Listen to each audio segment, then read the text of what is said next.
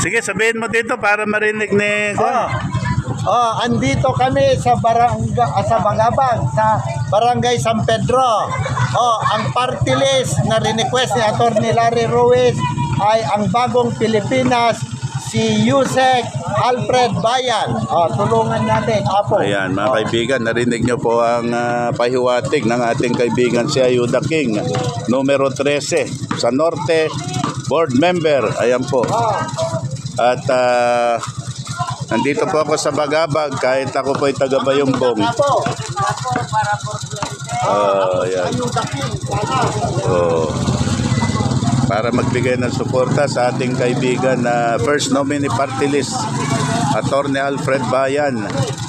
Former undersecretary po siya ng DILG. Marami pong programa ang bagong party list. Isa na po yan yung trabaho, job opportunities para sa ating kapwa Pilipino. Ayan.